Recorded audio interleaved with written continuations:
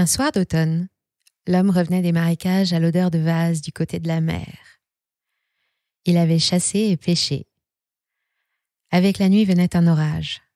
De grands éclairs d'or commençaient à illuminer brusquement le ciel bas comme une voûte. Les gouttes d'eau tombèrent une à une, puis plus pressées sur les larges feuilles. La forêt bruissait sous le vent. L'homme allongea le pas.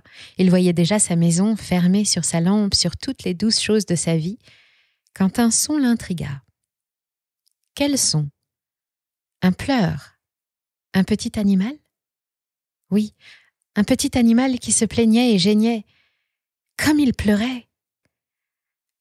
L'homme n'avait pas une grande expérience en matière de bébé, mais il eut une exclamation de surprise quand il découvrit celui-là. L'enfant était moins haut que sa botte. Il était assis au bord du fossé sur l'herbe et les feuilles.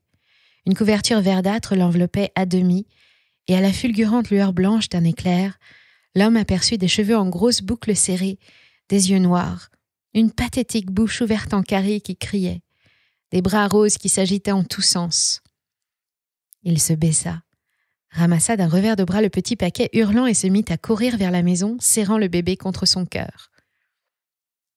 Il sentait sur sa poitrine la douceur humide d'une sorte de toison gorgée d'eau, à l'odeur âcre, et se dit qu'on avait pris la précaution d'envelopper l'enfant d'un maillot de fourrure. Dans un instant, il serait chez lui. La pluie se déchaîna avec violence comme il ouvrait la porte sous la senteur de la glycine, noire dans la nuit d'orage. « Comme te voilà mouillé, dit sa femme. Tu vas prendre mal.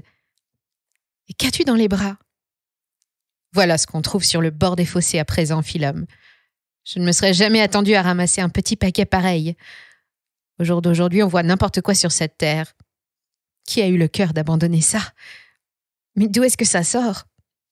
De très loin, sûrement. » Et en parlant, il découvrait le bébé. Ses boucles mouillées collaient à son front et à ses joues. Ses petites mains potelées tournaient et retournaient en l'air une gracieuse danse indécise. La couverture verte était en lambeaux. Elle était grossièrement tissée d'herbes et de plantes. C'était un chiffon spongieux et dégoûtant. Dedans, l'enfant avait le torse nu, un petit torse bombé, déjà fort, et des épaules rondes. Il paraissait 8 ou 10 mois.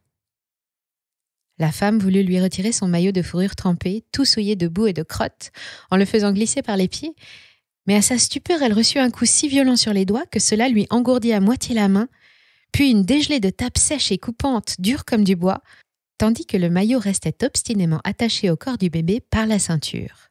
« Ah, par exemple ! Mais par exemple !» s'écria la femme, qui sous le coup de l'émotion respirait si vite qu'elle bégayait un peu. « Viens donc voir ça! Qu'est-ce que c'est que cette fourrure sale? Il a les jambes serrées là-dedans comme dans une culotte collée à la peau. J'ai la berlue. Regarde donc, il a des petites semelles si dures au bout, ça cogne, on dirait des sabots. Mais ce sont des sabots. » Tous deux se penchèrent passionnément sur le bébé et l'examinèrent dans la mesure où il les laissa l'observer, ce qui n'était pas facile, car il ne cessait pas une seconde de se tortiller dans tous les sens comme un petit reptile foudrage, secouant ses bras par saccades furieuses, hurlant à plein poumon, arrachant des cheveux de la femme ou s'accrochant à la barbe de l'homme avec ses coléreux petits ongles roses dès que leur visage s'approchait imprudemment à sa portée.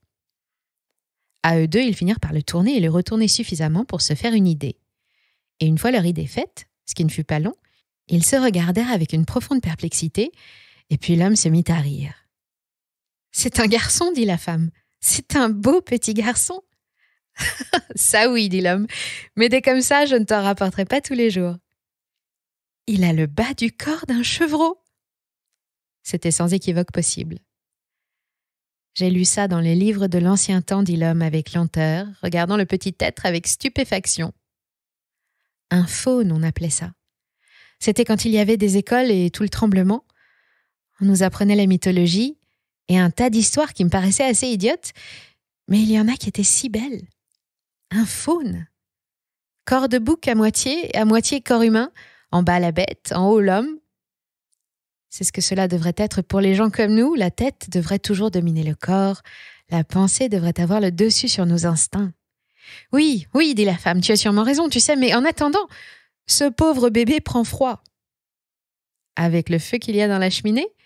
Regarde donc, il est déjà tout rose. » Non, n'aie pas peur, il ne risque pas d'avoir froid, mais il a faim, c'est sûr. Et puis, qu'est-ce qu'il pue, ce pauvre bout de chou, c'est répugnant. Pour puer, il puait. La femme alla chercher une grande cuvette de porcelaine à demi pleine d'eau froide, des serviettes douces et du savon qu'elle avait fait elle-même, noir, en pain carré, mais qui lavait très bien et moussait en faisant des bulles. Avec la louche de bois creuse, elle versa de l'eau brûlante du chaudron pendu à sa crémaillère au fond de la cheminée, dans l'eau glacée de la cuvette, afin qu'elle devînt tiède. Et là, étendant le petit être sur la table, elle le lava soigneusement, lui ôta toutes ses souillures, sa crasse, les herbes et la mousse et la crotte et la boue qui s'attachaient aux doux poils serrés de sa toison et lui faisaient une carapace si malodorante. Pendant ce temps, l'homme allait faire bouillir du lait dans une casserole sur la grosse cuisinière noire. Il le sucra et ajouta de la fleur d'oranger car il se dit que dans l'état de fureur où se trouvait la petite créature, cela ne pourrait que la calmer. Et il la porta dans un bol avec une cuillère. L'enfant était propre à présent. Il était superbe, autant qu'on pouvait en juger à travers ses cris et ses larmes. La femme, tout essoufflée, s'efforçait de le tenir sur ses genoux devant le feu. Ses cheveux brillaient, la peau cuivrée et rose de sa poitrine et de son dos luisait à la chaleur. Sa fourrure frisée et bien lavée brillait comme un pelage, et ses petits sabots délicats paraissaient lustrés. Ah, le beau petit enfant! En le nettoyant, la femme avait découvert qu'il avait des oreilles pointues du bout, sous ses boucles.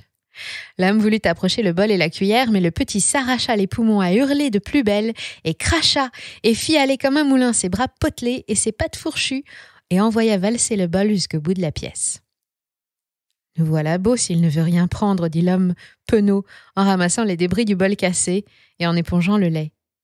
Il a faim pourtant, j'en suis sûre. » Au bout du compte, il versa du lait chaud dans une petite bouteille qui avait contenu de la bière il y avait très longtemps, et il fit une sorte de tétine avec une mèche de lin roulé qui dépassait du goulot. On approcha le tissu imprégné de lait de la bouche du marmot. Il détourna la tête avec emportement en braillant de toutes ses forces. Mais le goût du lait, soudain, le fit taire. Il rapprocha ses petites lèvres et les lécha. L'instant d'après, bien couché en rond dans les bras de la femme, il têtait avec entrain la mèche de tissu imbibé, accrochait vigoureusement ses menottes rondes à la bouteille et but d'un trait, sans presque reprendre haleine, en s'étranglant de temps à autre dans sa hâte, tout le chaud liquide sucré qui ravigotait son petit intérieur. Il avait désespérément faim. Aussitôt repu, ses paupières tombèrent sur ses prunelles noires. Il les rouvrit une fois, regardant vaguement l'homme et la femme penchés sur lui, la lueur du feu dansant sur la muraille. Puis il referma les yeux et s'endormit d'un coup, confiant, abandonné. « Le voilà tiède comme un petit oiseau, dit la femme, remué jusqu'au cœur. Il dort comme un ange. Où allons-nous le mettre ? » « Je lui ferai un berceau, dit l'homme, mais en attendant, la corbeille à linge pourra bien nous dépanner. » Il installa dans la corbeille en osier un gros coussin rempli de feuilles de maïs qui faisait un bruit d'herbe sèche. La femme langea le bébé dans un vieux lambeau de drap blanc, doux et propre, et le déposa sur le coussin. Elle le borda avec une couverture qu'elle avait tissée elle-même jadis, de bandes de tissu en couleurs alternées, rose et lit de vin, bleu lavande et bise, qu'elle appelait de la lirette. Au bout d'un moment, l'enfant découvrit inconsciemment ses petites jambes de fourrure, mais ramassa la lirette sur sa poitrine. Ils emportèrent le panier qui contenait l'enfant à côté de leur lit, et toute la nuit, ils l'entendirent respirer doucement. De temps à autre, il têtait son pouce humide avec un bruit ténu de succion paisible qu'il n'avait jamais entendu auparavant, mais qui leur réchauffait le cœur comme si ce petit bruit-là contenait toute la joie du monde.